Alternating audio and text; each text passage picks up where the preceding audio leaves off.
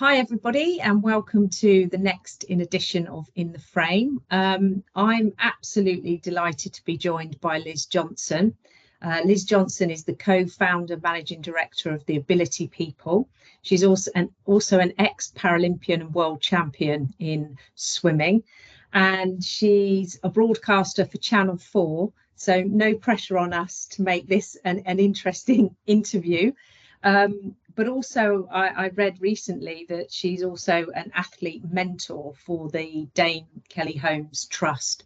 And I couldn't think of a better motivational speaker. If I was an athlete, I would want Liz on my team, giving me that advice and support and willing me on. So it's safe to say, Liz, that you and I have known each other a while, and I can talk for England and you can talk for Wales. So I've prepared some questions to keep us in our swim lane. Do you like what I did there? Yeah, in order that we just stay a little bit, on the topic. So I invited Liz along because we've had a whole quarter actually, this beginning of this year at OutSource, really focused on DE&I. Liz actually presented at one of our members meetings and actually got so many questions and people coming up to her afterwards. And then I thought actually it would be really great to get her onto one of the In the Frame interviews. So to kick us off with, Liz, how old were you when you realised you were pretty good at swimming? Well, I don't know if you ever fully realise, because you go on this sort of a wave of, even when you are top, you always have to believe you're not good enough because you like someone's chasing you. But seriously, I think the good thing about swimming is like your times speak for themselves, and like your selection and things like that. And I started really giving competitive swimming a go at about 8 or 9. And then I went to my first national championships at 10, and I think that was the point where I realized if I wanted to, I definitely wasn't the finished product, but if I wanted to, I had the potential. So I'd say like before I'd finished primary school. Wow. And so your first competitive race at like 10, can you remember the first time you won? Yeah, it wasn't then. Yeah, no, so I was 10, so you had to be 10 to go to national, so I was one of the youngest there. And then I had won regionals to get there, but it was one of those things where, because you swim in your classification group, so at the Paralympics you go through like a physical assessment on land and in water to assess your level of functional capability and ability, so that you end up racing people with a similar level of function to you, so it's fair. So it's a bit like in boxing, or like when you're in a weight category and things like that. So obviously regionally there weren't that many people in Wales in that class at that time, so I technically won. But yeah, it was I was a couple of years in before I actually like won something that I was like, okay, that counts. and I read somewhere that the training it's a massive commitment, it's a massive sacrifice in terms of time when you're young, and I assume because you swam through obviously in those competitions in your teenage years, so where many of your friends might have been going out and doing other things, you were committed to training. What sort of time did you spend training? I assume around school hours. Yeah, I missed a lot of, like, I'd get to parties late or leave early or leave sleepovers early because I'd either been racing on the weekend, especially when you're young, you race a lot on Saturdays and Sundays. Just racing's part of the training, I think. But my training schedule when I was at high school, I'd go in the mornings before school. So when I was doing my A levels, I was swimming in Swansea, but I was living in Newport. So my alarm would go off at 4:47. And then I'd be on the road by 4:53, very precise. And then I'd get to the pool to like just before 6, and then I'd swim for 2 hours, and then I'd come back to Newport to go to school. So I'd be at school then from around 9 o'clock. It's a bit give and take. It was first lesson started at 9:05. Registration was at 8:45. I never made that. And then I was at school, so I was doing 4 ASs. So in my free periods, I would go to the gym with one of my friends who was a gymnast, and then I'd go back in the car and I'd go back to swimming, and I'd swim again from 5:30 to 7:30 in the evening, and then I'd come home and I'd eat my dinner and go to bed and start again the next day, really. So, and you swim Saturday morning, and then that'd be it then. So you'd get Sunday off if you went racing. But Okay, one day off a week. Wow.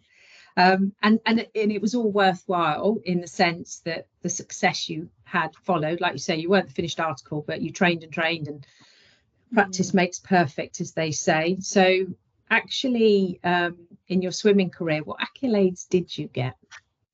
I think for me, the highlights, like having a full set of, I never got to race at the Commonwealth. I raced at the Commonwealth Games back in Manchester in 2002, but it was before they changed the format, and I was swimming 100 meters freestyle, which was probably my worst stroke.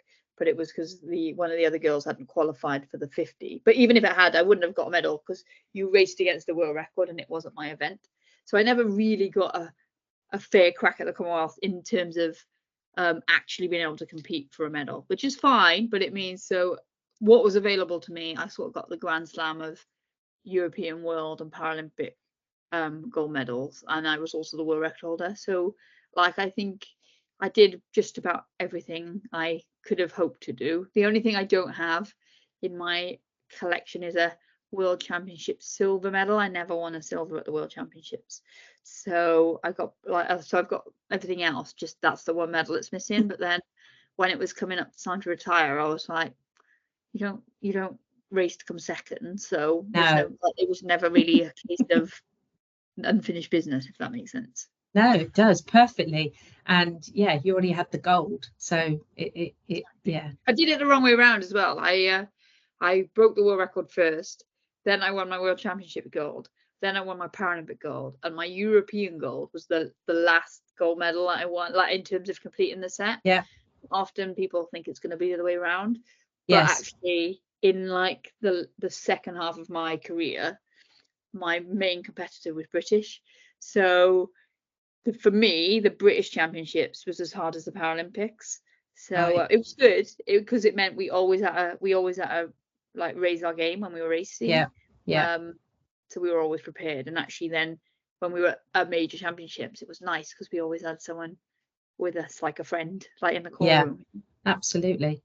So how did you transition from swimming to business? Well, I think I've always been quite pragmatic, and I did do a business management degree, and I specialized in finance. And I sort of, like I've already mentioned, I wasn't a natural swimmer. Like you don't look at me swim and think, oh my goodness. Like people stop me, but that's because they're in the public lane and they're like, oh my god, you're good for being here.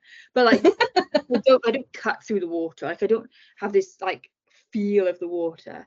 And so I had to work really hard, but what it meant was I was always quite analytical. Like the way that I approached my swimming, when I finished swimming, I just took that mindset and I approached it to the next thing that I was doing.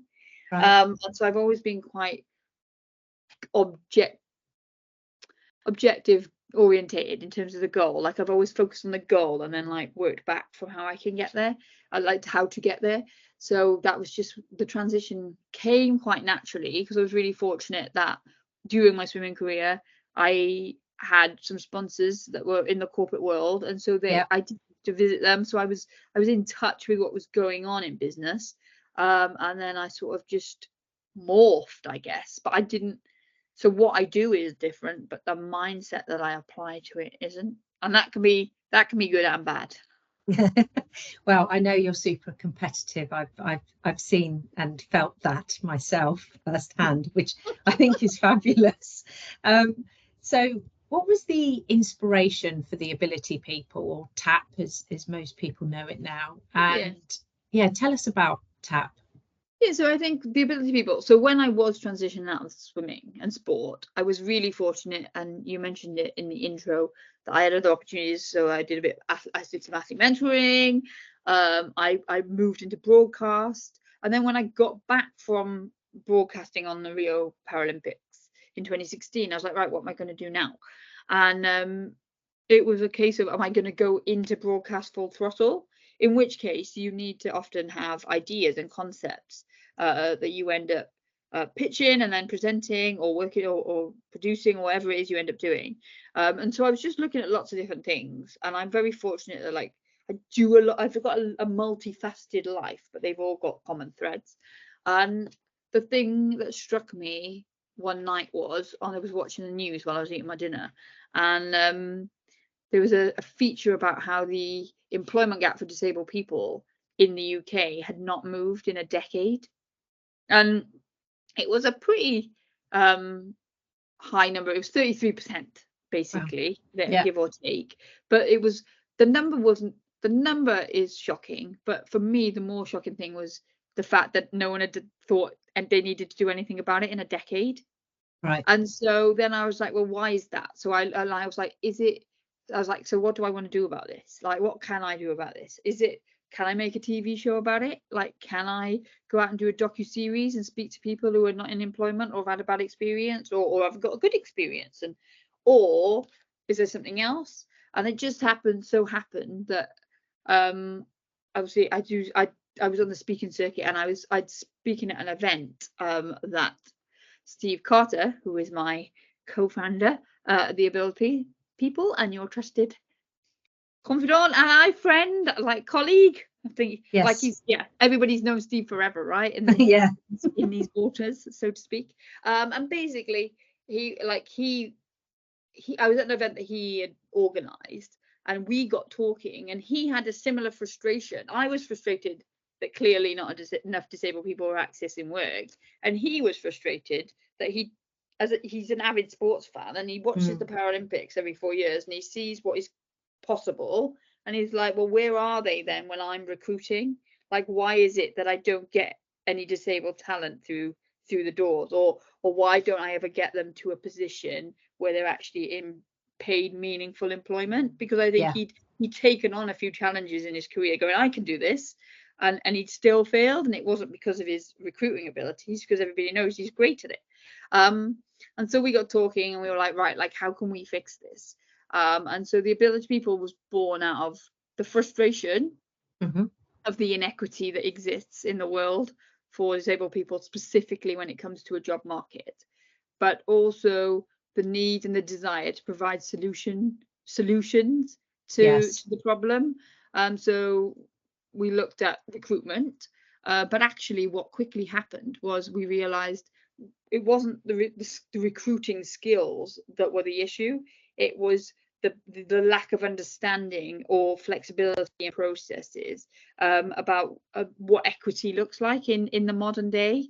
And so that's what the people at the Ability People do. The team is growing all the time, but it's a personification of what the world can be if you remove the unnecessary barriers and you have a diverse group of people working together who aren't just diverse, but they are authentically included.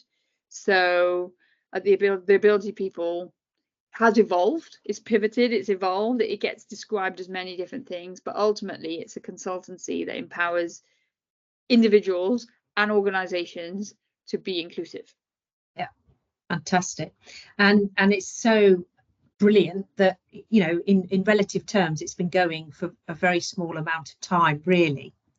And yet it's so out there, and people are very aware of it, and organizations are, you know, using it in that consultancy base to highlight things that they never ever thought could be a problem to somebody with a disability. It's just not in the thought process, and it particularly comes to mind in what I would call large scale recruitment, where it's a fixed process. It looks like this, you've got to be able to do that, and if you can't do that, you won't get through to stage 2 or stage 3, end of.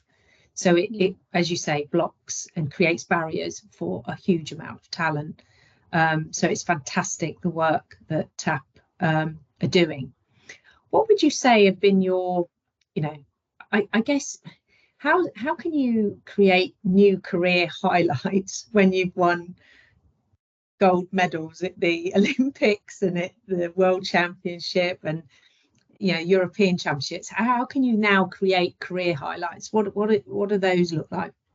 I mean, I think there's no question that my Paralympic gold medal will always be a massive highlight for me. But it was a chapter of my life that was amazing. But I was 22, So like, and I've already told you, I'm someone who's driven by goals and objectives, and so, and not always personal ones, just like helping and supporting others too. So if I didn't have any goals past 22, then I wouldn't have a reason to get up in the morning. So I think you can always, everybody needs a reason to get up in the morning. And I think so for me, like highlights, like I was one of the only athletes to work as an athlete mentor with the Dane Kelly Holmes Trust on, but I had at one point just before the pandemic, I had programs going on in all of the home nations that we operated in. So I was in Wales, I was working in Wales, I was working in England, and I was working in Northern Ireland.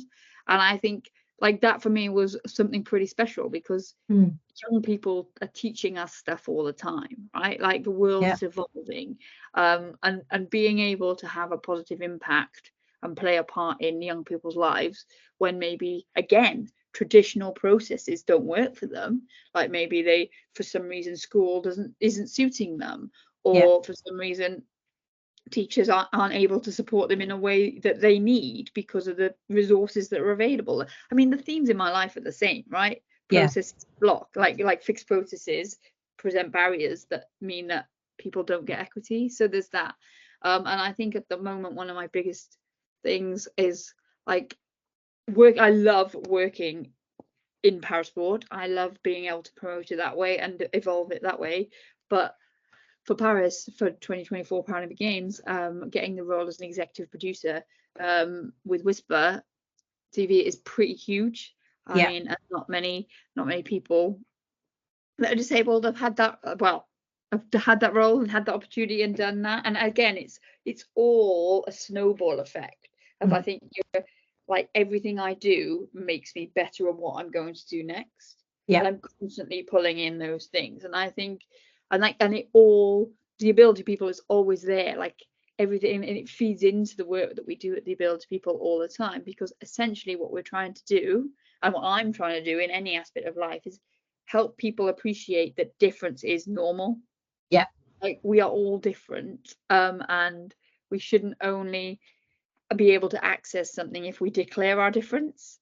Like to make the world inclusive, then we need to remove the unnecessary barriers that exist for all people, because you shouldn't live in this world where you get a head start just because of where you come from, or what you look like, or what you believe, or who you love, or anything like that. So I think like that, so those have been big highlights. And then I've got like also becoming an author on the LinkedIn Library platform, that was huge as well. So I think I'm very fortunate to have a very multifaceted life, like I've already said, but they all complement each other and they all make me a better person.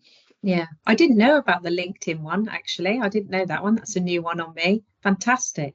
Well done. So I need to be better at self-promotion. That I'm not. My next thing needs to be, I need to get one of these young people to teach me how to like use social media properly. Absolutely. It's I'd not heard that one, but in terms of for the Paralympics that are happening Paris, when do you go out to, when are you going out to Paris? So there's a lot of work to do before we get there, which I've realised now that I'm on the other side of the camera for a bit.